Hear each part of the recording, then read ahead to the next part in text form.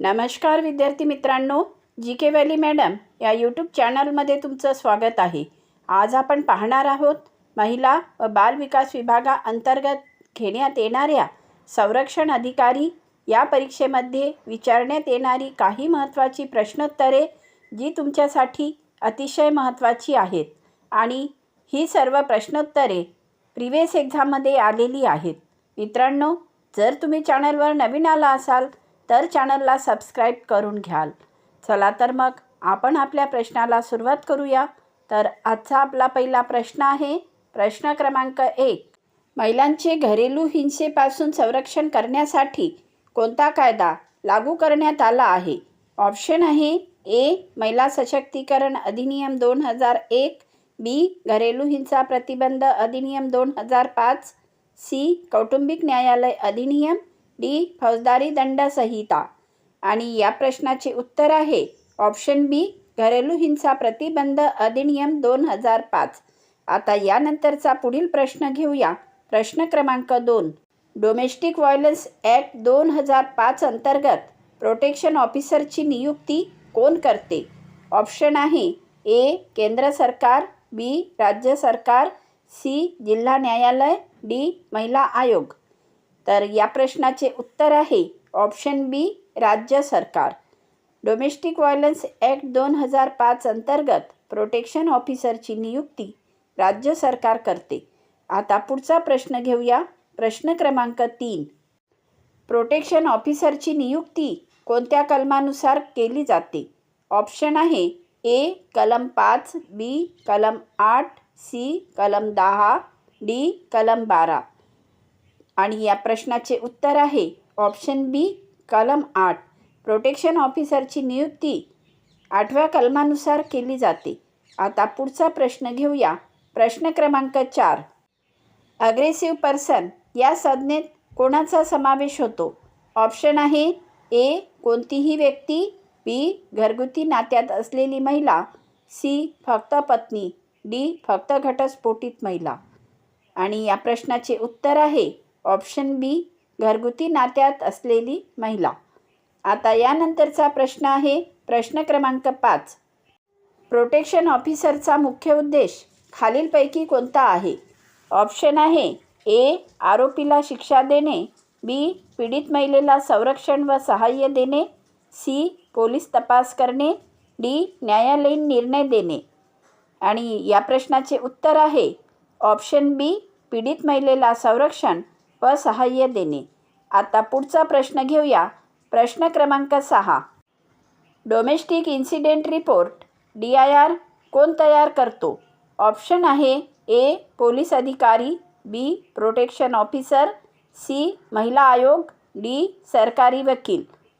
या प्रश्नाचे उत्तर आहे ऑप्शन बी प्रोटेक्शन ऑफिसर। आता पुढचा प्रश्न आहे प्रश्न क्रमांक 7। DIR कोणत्या प्राधिकरणाकडे सादर केला जातो? ऑप्शन आहे ए पोलीस स्टेशन, बी न्यायदंडाधिकारी न्यायालय, सी जिल्हाधिकारी, डी महिला आयोग। या प्रश्नाचे उत्तर आहे ऑप्शन बी न्यायदंडाधिकारी न्यायालय। आता पुढचा प्रश्न आहे प्रश्न क्रमांक 8। प्रोटेक्शन ऑफिसरला खालीलपैकी कोणती शक्ती नाही? ऑप्शन आहे ए पीडित महिलेला मदत करणे, बी आरोपीस अटक करणे, सी अर्ज सादर करणे, डी आदेशाची अंमलबजावणी पाहणे। तर या प्रश्नाचे उत्तर आहे ऑप्शन बी आरोपीस अटक करणे। आता पुढचा प्रश्न आहे प्रश्न क्रमांक 9। प्रोटेक्शन ऑर्डर कोण जारी करतो? ऑप्शन आहे ए प्रोटेक्शन ऑफिसर, बी न्यायदंडाधिकारी, सी पोलीस निरीक्षक, डी जिल्हाधिकारी। तर या प्रश्नाचे उत्तर आहे ऑप्शन बी न्यायदंडाधिकारी। आता पुढचा प्रश्न आहे प्रश्न क्रमांक 10। प्रोटेक्शन ऑर्डरचा भंग झाल्यास शिक्षा कोणत्या कलमान्वये होते? ऑप्शन आहे ए कलम 20, बी कलम 31, सी कलम 22, डी कलम 29। आणि या प्रश्नाचे उत्तर आहे ऑप्शन बी कलम 31। आता पुढचा प्रश्न घेऊया। प्रश्न क्रमांक 11। PWDV ॲक्ट अंतर्गत शेअर हाऊसहोल्ड म्हणजे काय? तर ऑप्शन आहे ए पतीचे स्वतःचे घर, बी जिथे पीडित महिला व आरोपी एकत्र राहिलेले असतात, सी फक्त सासरचे घर, डी फक्त भाड्याचे घर. आणि या प्रश्नाचे उत्तर आहे ऑप्शन बी जिथे पीडित महिला व आरोपी एकत्र राहिलेले असतात. आता पुढचा प्रश्न घेऊया. प्रश्न क्रमांक 12. प्रोटेक्शन ऑफिसर पीडित महिलेला कोणत्या सुविधांबाबत माहिती देतो? ऑप्शन आहे ए फक्त आर्थिक मदत, बी कायदेशीर वैद्यकीय व निवारा सुविधा, सी फक्त समुपदेशन, डी फक्त पोलीस संरक्षण. आणि या प्रश्नाचे उत्तर आहे ऑप्शन बी कायदेशीर वैद्यकीय व निवारा सुविधा. आता पुढचा प्रश्न आहे प्रश्न क्रमांक 13.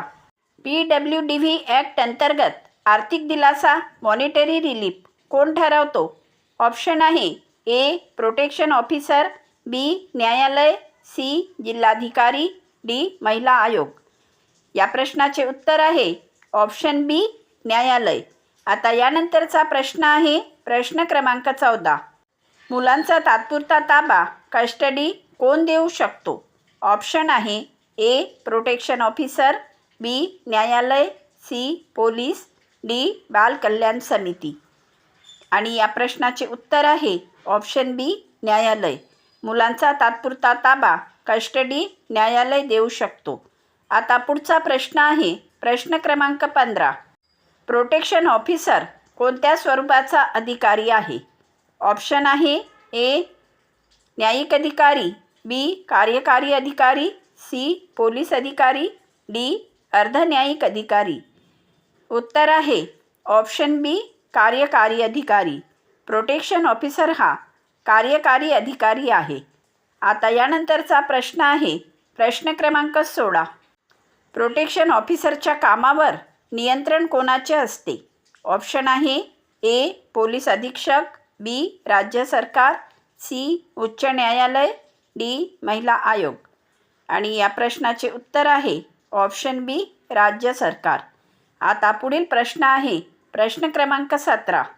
PWDV ॲक्ट अंतर्गत कार्यवाही कोणत्या न्यायालयात चालते?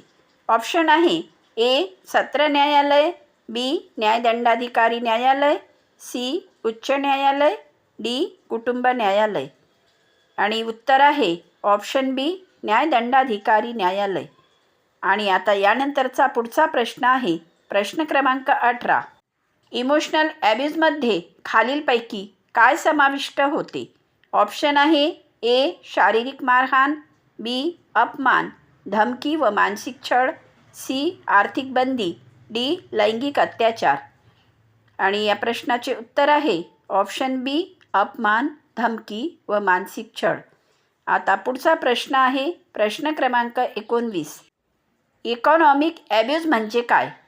तर ऑप्शन आहे ए शिवीगाळ करणे, बी आर्थिक साधनांपासून वंचित ठेवणे, सी मारहाण, डी धमकी. तर या प्रश्नाचे उत्तर आहे ऑप्शन बी आर्थिक साधनांपासून वंचित ठेवणे. आता यानंतरचा पुढचा प्रश्न घेऊया. प्रश्न क्रमांक 20.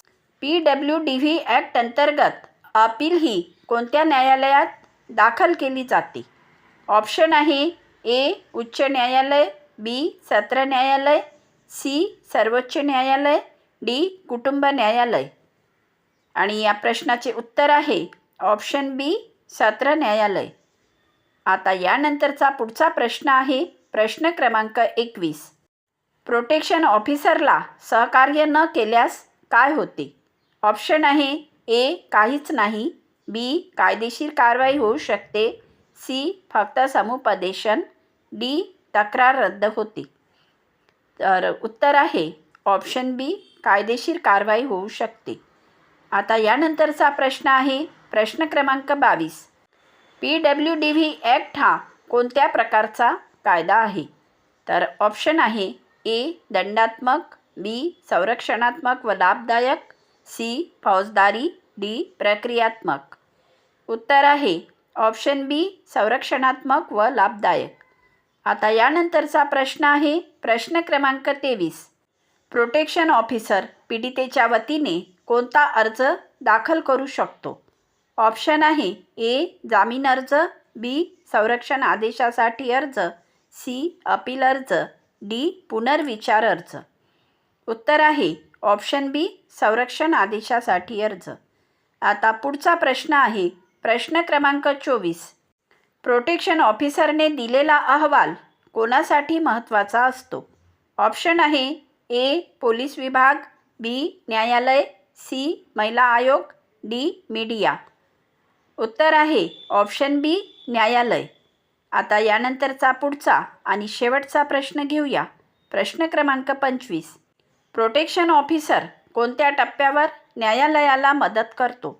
ऑप्शन आहे ए फक्त सुरुवातीला, बी संपूर्ण कार्यवाही दरम्यान, सी फक्त निकालाच्या वेळी, डी फक्त अपीलमध्ये. आणि उत्तर आहे ऑप्शन बी संपूर्ण कार्यवाही दरम्यान. मित्रांनो, जर तुम्हाला आमचा हा व्हिडिओ आवडला असेल तर व्हिडिओला लाईक करा, चॅनलला सबस्क्राईब करा, व्हिडिओला शेअर करा आणि बेल आयकॉन प्रेस करायला विसरू नका, जेणेकरून तुमच्यापर्यंत आमचे असेच अभ्यासाचे नवनवीन व्हिडिओ पोहोचत राहतील.